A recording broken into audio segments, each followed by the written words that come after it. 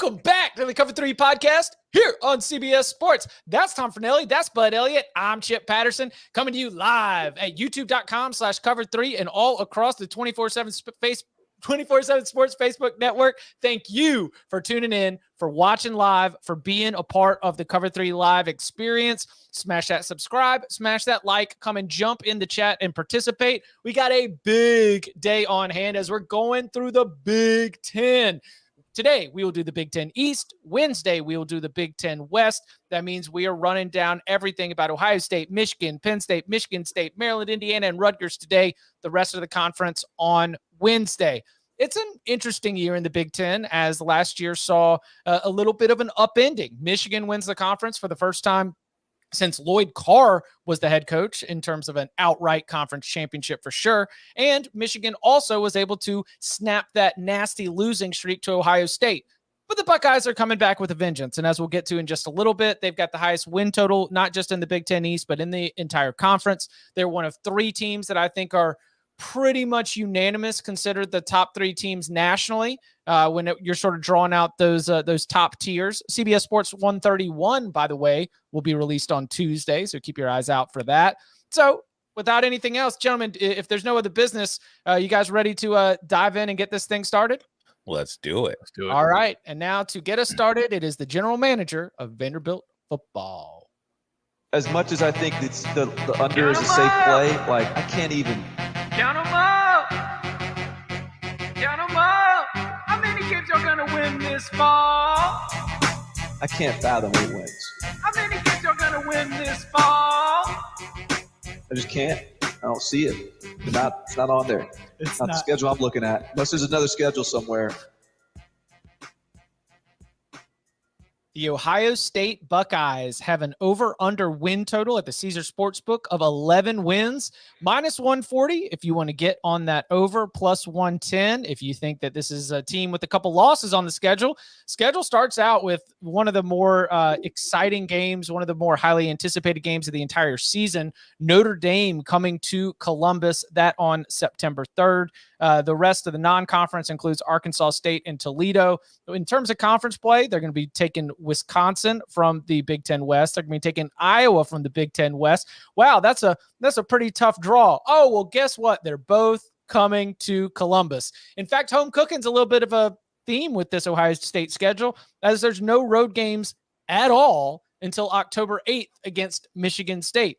So we've got, again, very, very high ceiling. We're talking win a national championship kind of ceiling. What went wrong last year?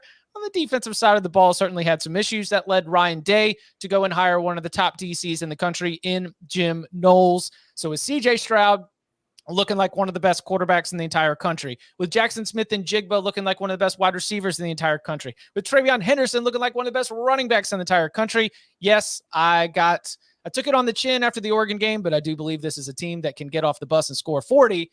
I guess as we begin, are they going to get enough stops, or do we think Ohio State is going to live up to these expectations? Where are we at with the Buckeyes sitting at 11?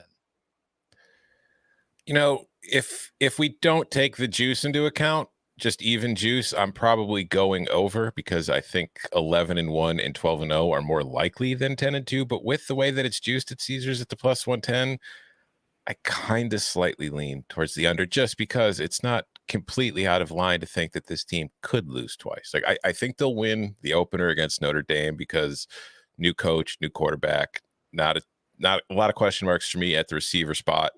And I just don't know what that team's going to look like in the first week of the season. I think if you're getting the Irish, you want to get them early more than later.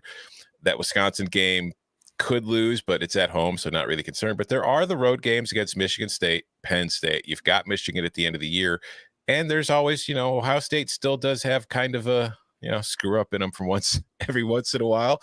And defensively, like, I'm pretty high on Jim Knowles taking over after what Jim Knowles did at Oklahoma State and Jim Knowles has done. And I think that with the talent that they have, this defense should take a huge leap forward. But that's still assumption. Like, we haven't actually seen it yet. So there's still some question marks to where I think the most likely outcome is the over, but with the juice where we're getting it at, I lean slightly under, but I'm not betting either.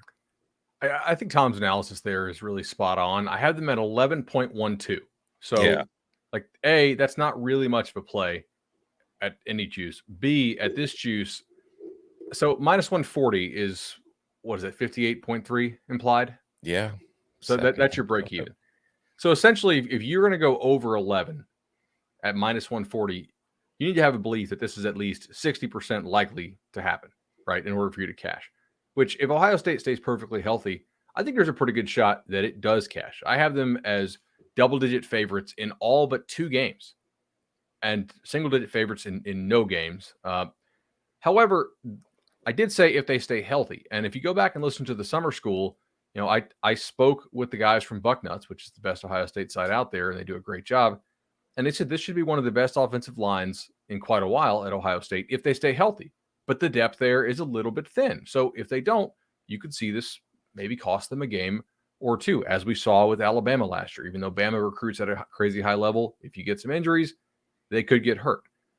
The offense should be absolutely sick. I am not all that worried about the receivers they lost, given Marvin Harrison Jr., JSN is back. They have Fleming. They have Ibuka, right, the guy from Seattle. Defensively, I think the back 7 should be pretty solid. The linebacker play won't be worse, I don't think. They're fine at corner, I believe. I do think Jim Knowles will do a good job. I want to see them develop that next level pass rusher. Maybe that's Harrison this year. Maybe it's not.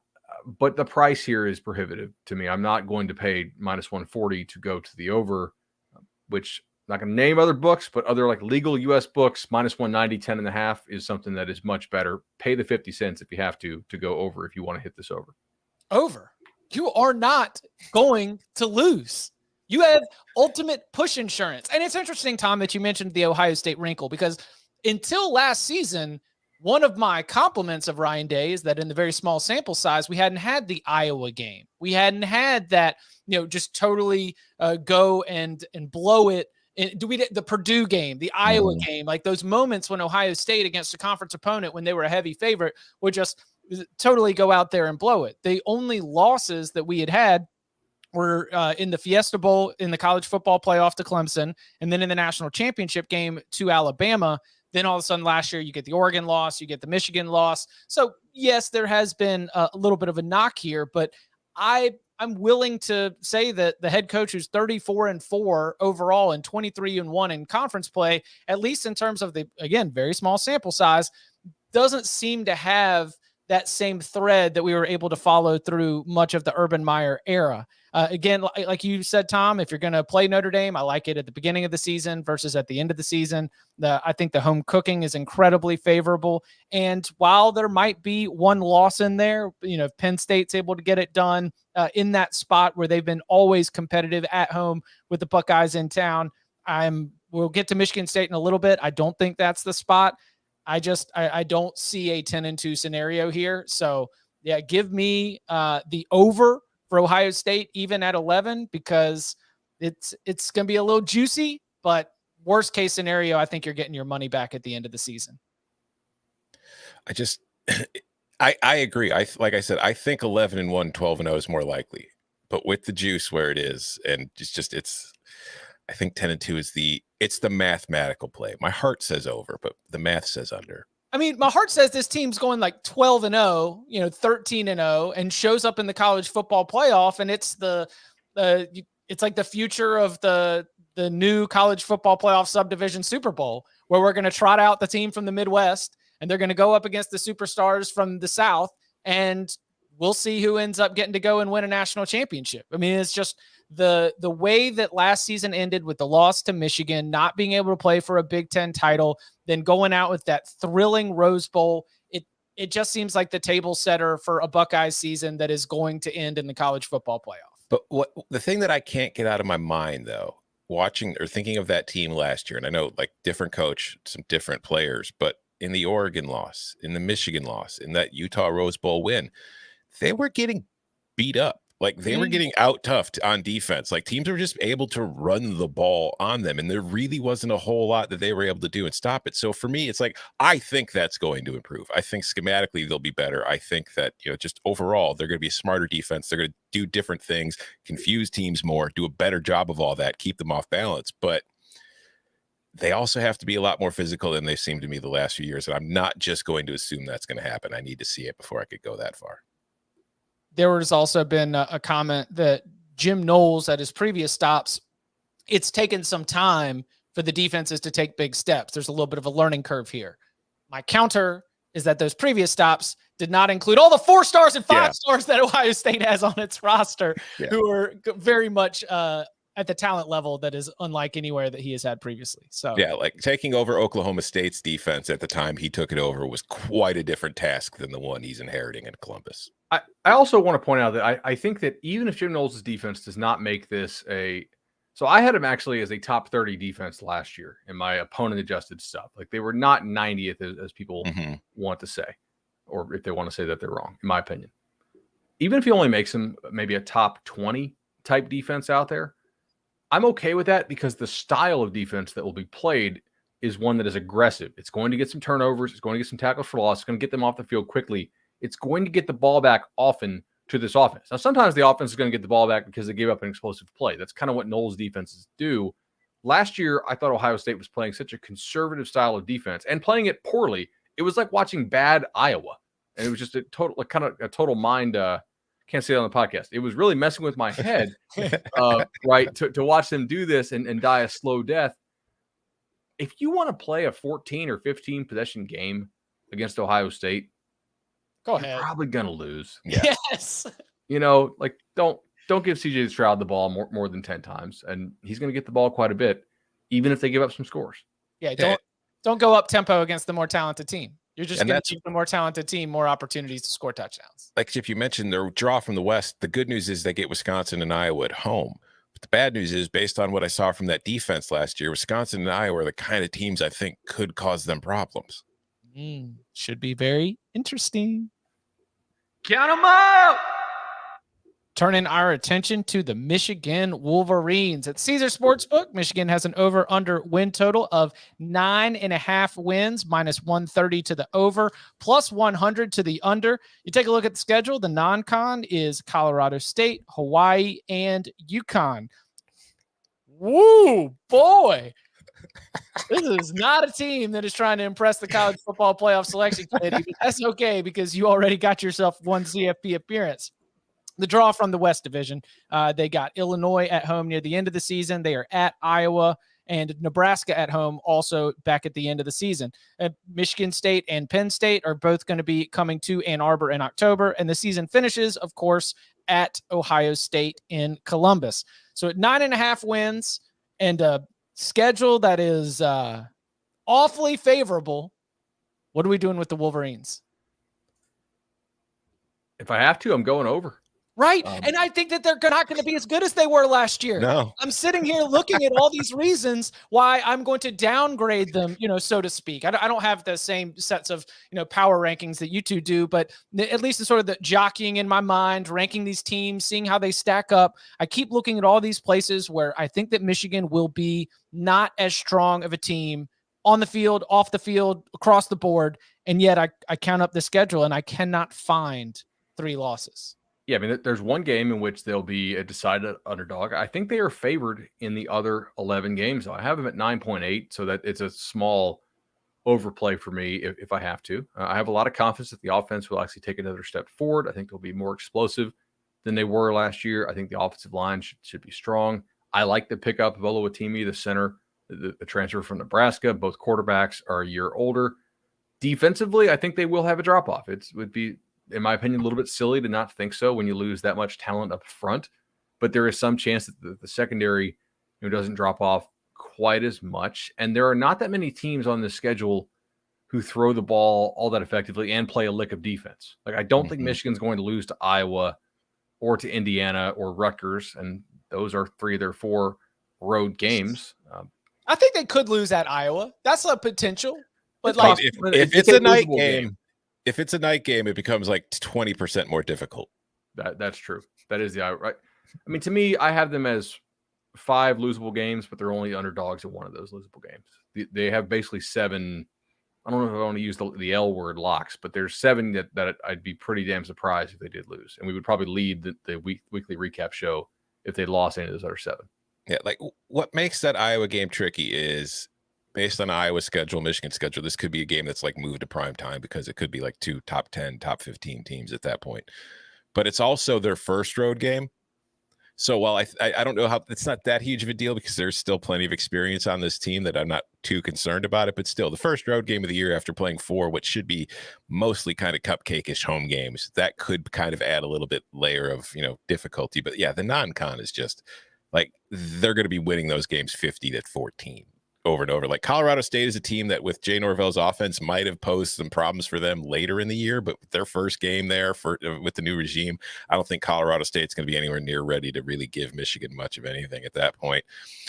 Penn State, to get them at home, I think that's probably good for Michigan. You get Michigan State at home and you get it off a bye, so that's probably going to be pretty difficult for the Spartans. And then, the second half of the schedule at Rutgers, come on, Nebraska, Illinois, both at home. I don't see either of them really giving the Wolverines much problem in Ann Arbor. And then you've got the Ohio State game. So when I look at Michigan this year, it's like it's a 10-2 team that could probably go 11-1. It's a 10-2 team that is going to show up into a bowl game and not like no, I'm not going to make, because they could get a lot better by the end of the season as well. I am nonplussed at how little I'm going to learn about the Michigan Wolverines while they're winning by 24 to 28 points for the month of September. Like Maryland at least will give us the opportunity for our good old Michigan home overs. But I mean, they are going to have some lopsided wins. Like you mentioned, Colorado State, game 1 for Norvell. But those are 3, bottom 30 teams? Mm-hmm. Yeah. Depending on where you have Colorado State, but Hawaii and UConn for sure got to be bottom 10. Yeah. I was gonna do a show bet with Tom, or I'll throw this out to you guys.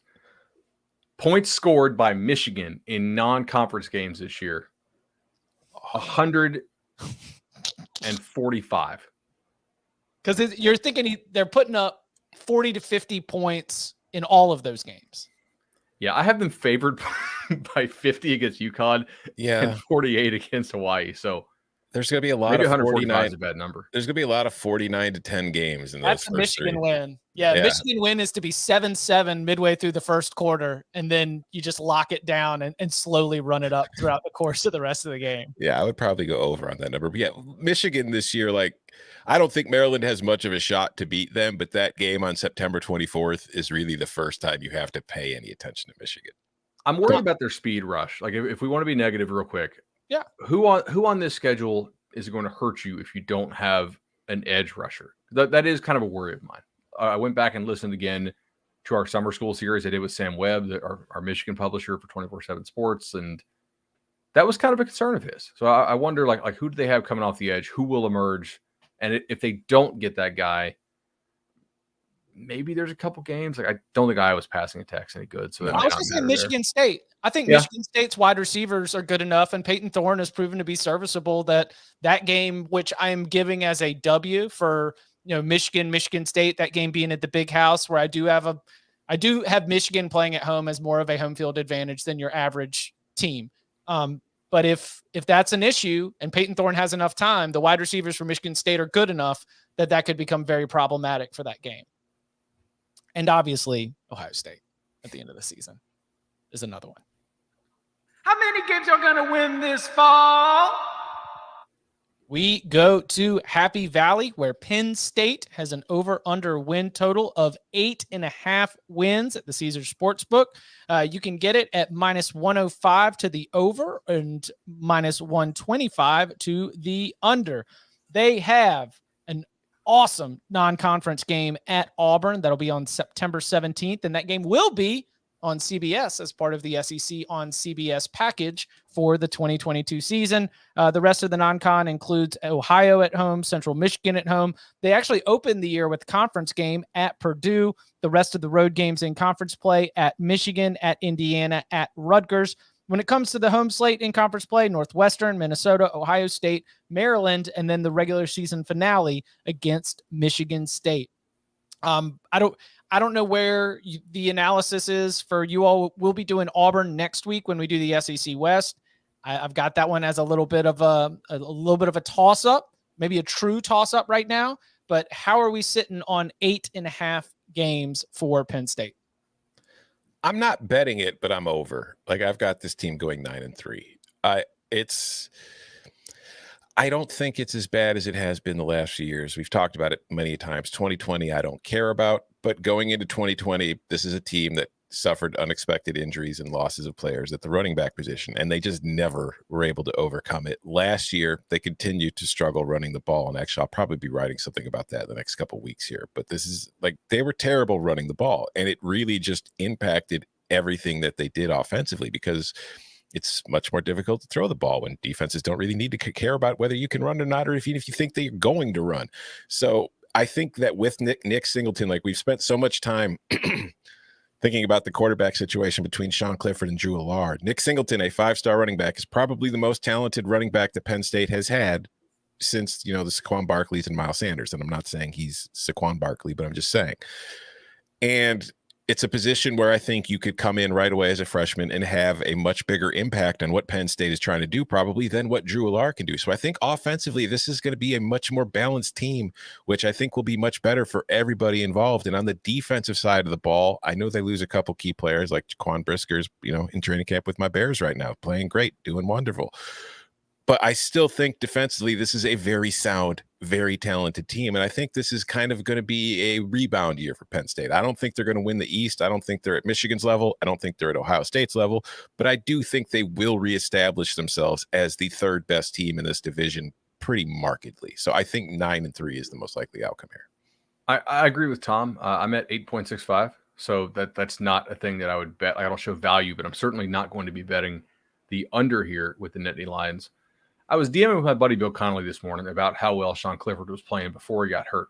He was actually top 10 in QBR nationally before he got hurt. Like, he actually, and as much as we bag on him and say like he's going pro in something other than sports, and I think that is probably true, he was playing very effectively last year. And that was the first year of Mike Yurcich, who I do think is a good offensive coordinator. Getting the second year of Yurcich, some coordinator continuity finally there in Happy Valley. Tom hit the running backs, fully agree.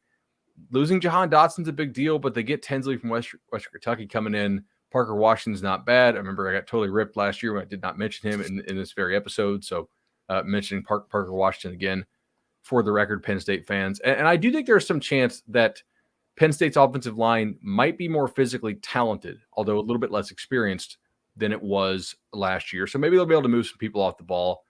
My main concern here, honestly, is pass rush. I think the secondary will be fine despite the loss of Brisker. They're pretty damn good back there. They've got a lot of guys who can play. I think Curtis Jacobs is a nice linebacker who will fill in. We'll see about the other backer spot. They did lose their top two. A guy to keep an eye out for is Damian Robinson, who now goes by Chop Robinson, transferred over from Maryland. He was a top 100 kid for us at 24/7 Sports, has a lot of juice off the edge. If he can emerge, this is a pretty good team that should contend for second in the East. So I think the reason why we think about Sean Clifford in sort of these senses where we're not appropriately grading him is because there have been 6 games over the last 3 seasons where he has multiple interceptions, and all of those games are Penn State losses, and many of those losses have been close losses, where as you're watching the game and as you're seeing these turnovers and you're seeing the final score and the way the game plays out, you can't help but think, if you were able to take care of the ball and if we didn't have those multiple interceptions, these games would be Penn State wins. It's, again, a little bit unfair because then we're ignoring all these other games where he's not throwing multiple interceptions. Again, I just said 6. There's a lot of quarterbacks, if you are a starter for 3 whole seasons, are going to have more than 6 games with multiple interceptions. It's just that when they're coming with 3 interceptions and a 5-point loss at Minnesota, when it's 2 interceptions and a 1-point loss at Indiana, when you're last season going to Iowa, 2 interceptions and a 3-point loss at Iowa, it just feels like these crucial games end up being decided by turnovers that whether I have not graded all of these games, but they do feel like they're at least in some part going to be at Clifford's feet. I like the idea that a healthy Clifford is going to lead, have a strong bounce back, that Parker Washington's going to be good, that the run game is going to be able to take a step forward. And I also think that from the over-under selection here, they've got some favorable breaks. There's no Wisconsin on this schedule. There's no Nebraska on this schedule. the toughest draw from the West is Minnesota. That game's going to be at home. So even if I chalk up, let's say, at Michigan is a loss, Ohio State at home, let's say I'll give that to the Buckeyes. Now, even we're looking at the at Auburn game, maybe it's a loss and you still end up going over. I am on the over here and I feel pretty good about it. I think that, like you said, Tom, this is going to be a bounce back year for the Nittany Lions. Yeah. And going back to your point on Clifford, the run game, as I mentioned, a big key of that is you take something off of Sean Clifford's plate, because I think Sean Clifford is a good quarterback. I don't think he's just a game manager, but he's also not the kind of QB that you want to have to rely on to lead the entire offense and just having drop back and throw it 40 to 50 times per game. So to get a rushing attack to take some of the load off, because just going to the numbers here, Penn State, if you go by per play, their rush EPA last season ranked 127th in the nation.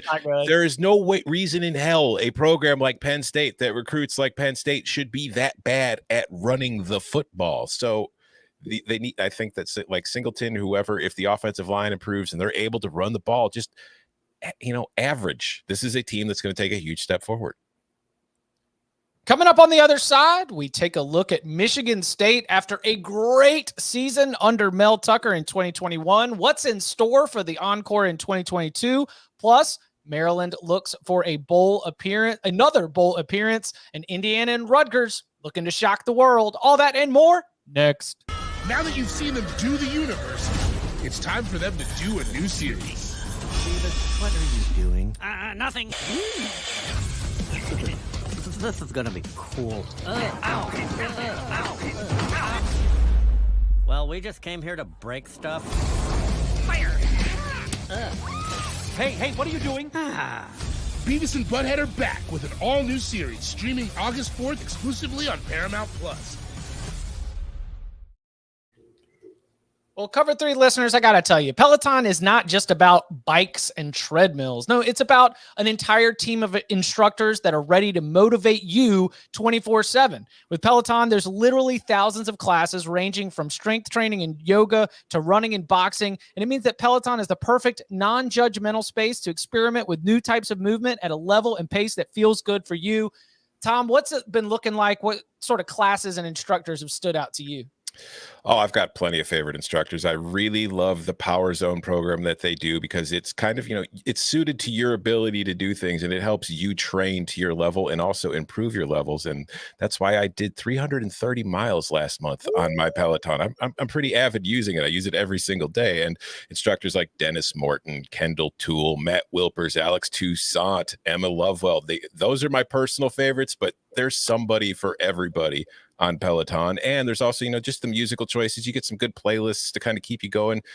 The biggest difference for me using Peloton, because I have home gym equipment that I use, but the biggest difference for me for Peloton that gets me excited to use it is it's fun. They make it fun. The way they do the classes with the music, with the playlists, it makes me want to get on the bike. It makes me want to get on the treadmill and use it, which, just the equipment without all that stuff really just doesn't do it. You find a lot of excuses to stay off, but Peloton gives you excuses to get on. Yeah, the music is absolutely iconic. I mean, are you in the mood to blast 90s hip hop? There's a class for that. Do you need to ugly cry over some power ballads after a bad day at work? There's a class for that as well. If you're looking for a Pride Month playlist that will get your blood pumping, there's a class for that. Whatever you're into, Peloton has the music that will get you moving. And if you're super busy, it doesn't matter if you have 5 minutes or an hour. If you're an early riser or a fan of the evening burn, there's a Peloton class that can fit your schedule as well. It's motivation that moves you anytime, anywhere. Try the Peloton bike or treadmill risk-free for 30 days. To learn more, go to onepeloton.com. That's O-N-E Peloton, Peloton.com. Again, onepeloton.com. New members only. Terms apply. To try the Peloton bike or the tread risk-free for 30 days, learn more at onepeloton.com. Now we turn our attention to Michigan State. Tremendous season last year for the Spartans. They go 11-2. They make it to a New Year's Six bowl game. And no matter what Pat Narduzzi says, Michigan State won that game fair and square. You take a look at the schedule. They get Western Michigan and Akron at home to start the non-con. Then a very interesting trip out to Seattle to play Kalen DeBoer and the Washington Huskies in Seattle on September 17th. Get into conference play with Minnesota from the West. That game will be at home. You also get Illinois from the West. That game will be on the road. And Wisconsin, that game will be at home.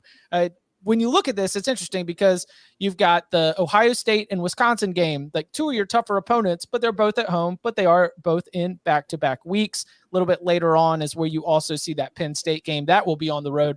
Caesars has this at 7.5 wins, over juiced at -125, under priced at -105. So after going 11-2 last season, where are we at with the Spartans in a win total of 7.5? Anybody got strong feelings? I kind of have a semi-strong feeling.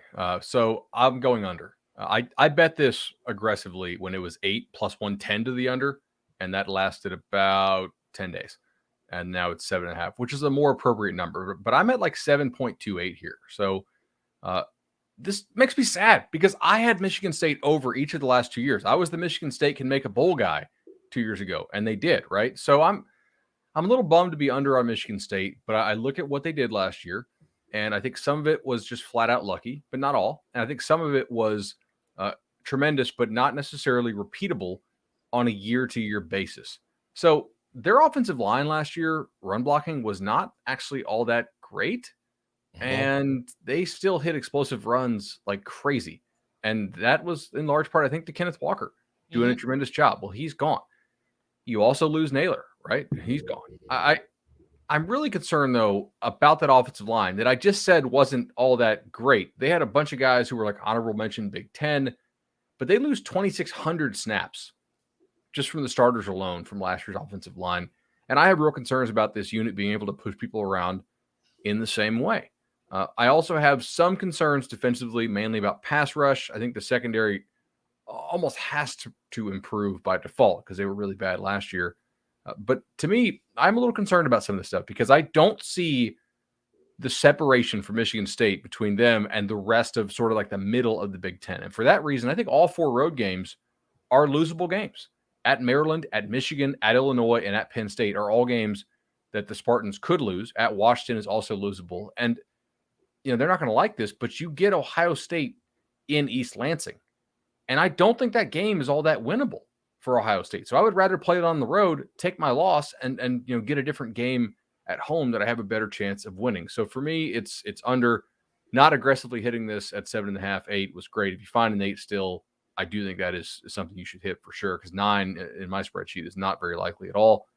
But I'm out on these guys for this year a little bit. Makes me sad.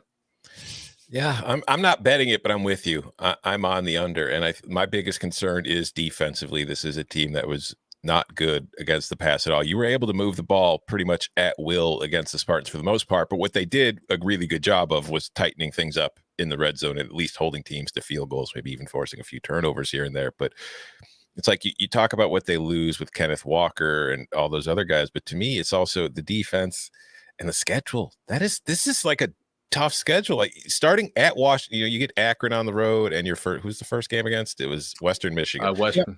Yeah. So you'll be 2-0 unless something crazy happens. But like Washington on the road, that's going to be tough. Then you follow that up with a Minnesota team that's going to be tough. At Maryland, with a team with a bad secondary. Maryland is not a great matchup for Michigan State. And then you follow that up with Ohio State, Wisconsin, and then you're at Michigan. Those are really tough games all right after another. And if you don't get off to a great start, just how that might affect the confidence of a team that's coming off a great season and then has maybe a slow start, you don't know what kind of impact that's going to have in that locker room. And I just think that 7-5 is more likely to me than 8-4. I don't think they're going to be bad. I think they're probably going to comfortably get to a bowl game, but kind of going along with what I was saying about Penn State, I think Penn State is going to reestablish itself as the 3rd best team in the division. And if that happens, well, that can't be Michigan State anymore. I love the fact that some coaches will continue to use what we have called antiquated statistics, because it allows coaches to really be able to grip on to a superlative, or a superlative in the negative sense. Mel Tucker, disgusted at his team's pass defense. Mel Tucker at Big Ten Media Days last week. We were dead ass last in the country last season. That's going to change. And it is true that, while the red zone roulette and sort of the way that they were able to tighten up, and the advanced statistics might not say they were dead ass last, but no team had more passes thrown against them in all of FBS than Michigan State. No team had more completions against them in all of FBS than Michigan State. And the 4,222 passing yards allowed by Michigan State is the most that any FBS team has yielded in 5 years. So I'm glad that Mel Tucker still looks at antiquated statistics so that he can show up at Big Ten Media Day and say, we were dead ass last, and vow that will change.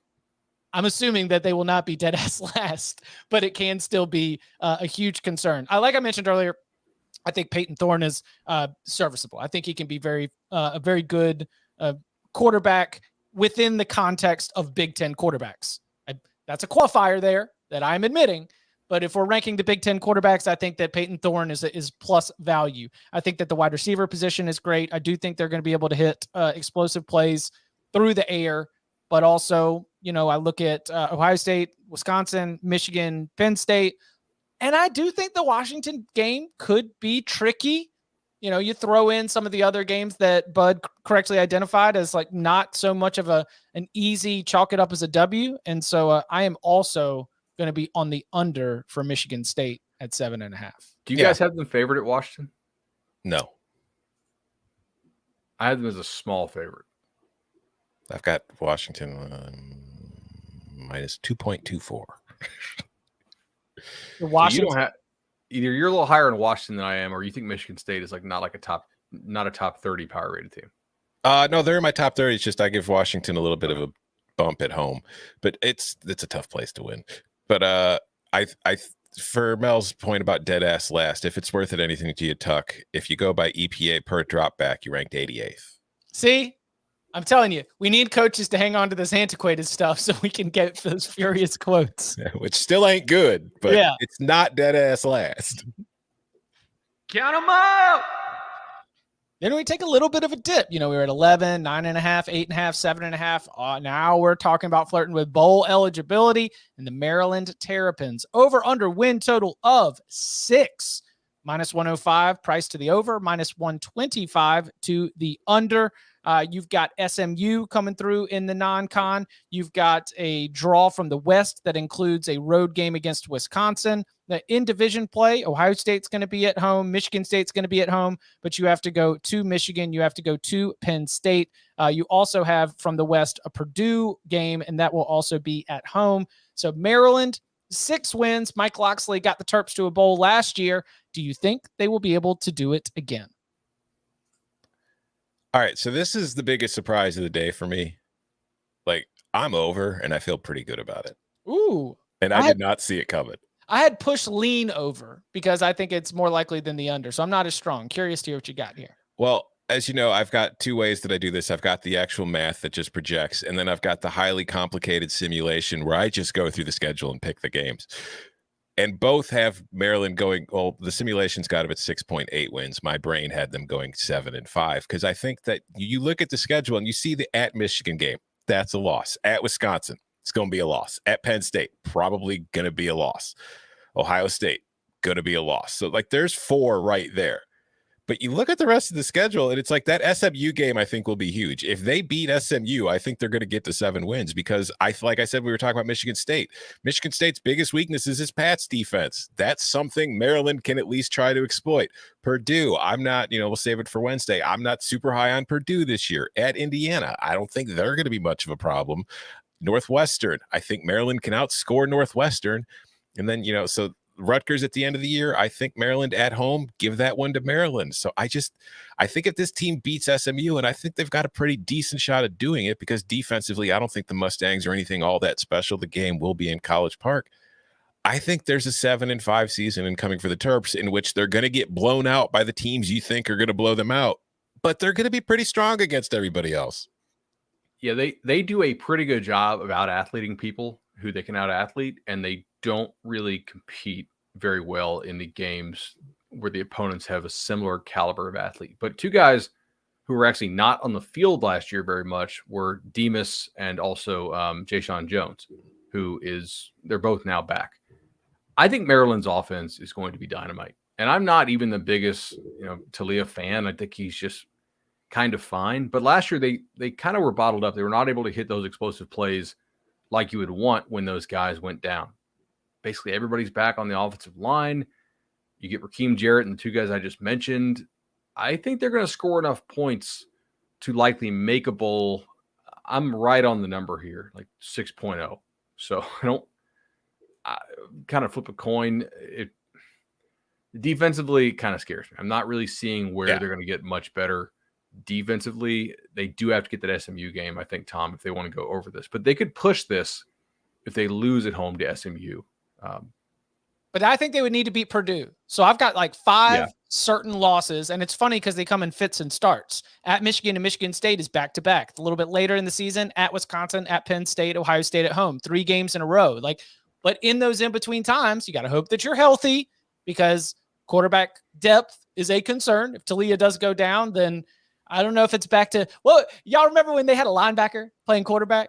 Like we'd gotten down to like QB5 at Maryland. Like this has been notoriously a bad injury luck kind of team. So that is something that, don't take that superstitious stuff into consideration. Come on, Terps fans, believe in this, because the toss up for me, again, 5 losses that I will chalk up, but SMU and Purdue, those are the ones where I'm like, okay, this will decide whether or not Maryland is bowling. If you lose both of those games, that's 7 losses, you're not going to be in a bowl game. But both of those games are at home.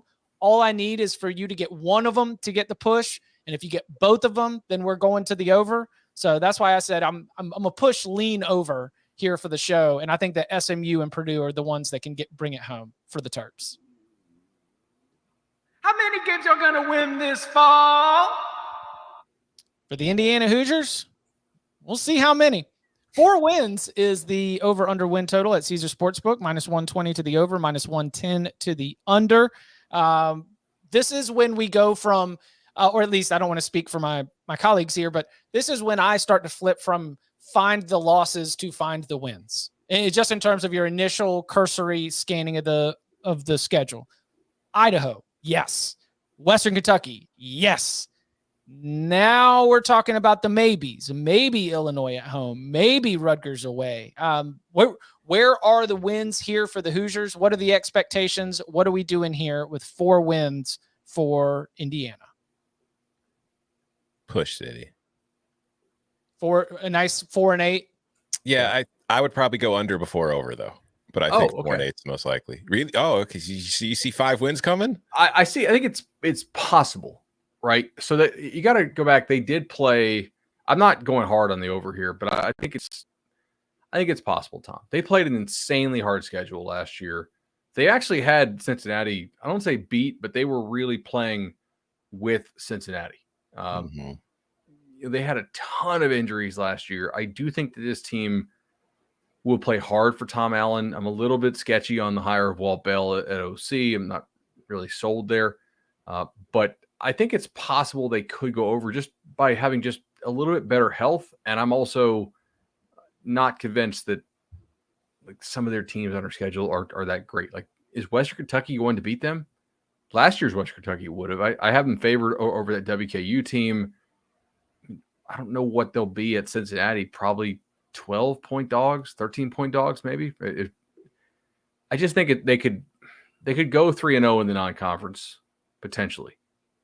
Not likely, but it's certainly possible. And then if they do that, if they're good enough to do that, they could go ahead and get 2 more wins. But I'm trying to play devil's advocate here a little bit, Tom, because I'm basically right on the number as well. And I just think there's a lot of games that are not winnable for them. I see the top of the Big Ten this year really separating from the bottom some. Yeah. Western Kentucky, I said it was a win, but that is not a guaranteed win. That's me looking at Western Kentucky and the loss of Bailey Zappi and Zach Kittle, and just assuming that there's going to be a little bit of a regression for the Hilltoppers. But that game could be a Western Kentucky win. That could get very, very tricky. And I find it unlikely, though it would be momentous, love each other times 1,000 if they can go into Cincinnati and get that win. But I do think that's going to be tough to come by. Yeah, I think there's a decent chance this team starts 3-0. and then just kind of has to really climb uphill for the rest of the year to find those other 2 wins. Because like Illinois is their opener on a Friday night at home. Illinois is playing Wyoming the week before. So while Illinois will have the advantage of having the game in, it's also had to come in on a short week after playing another team, while Indiana's been able to just focus on playing Illinois and has seen what Illinois put on tape. So I think that gives them an advantage in that spot. I think Idaho, who cares? Western Kentucky is trickier than some, but I don't think it's going to be as tricky as it was last year. Maryland is winnable. At Rutgers is winnable. I think Purdue at the end of the year at home is winnable. So there are possible wins on there. I do think this is going to be a 4-8 team, but I have too many.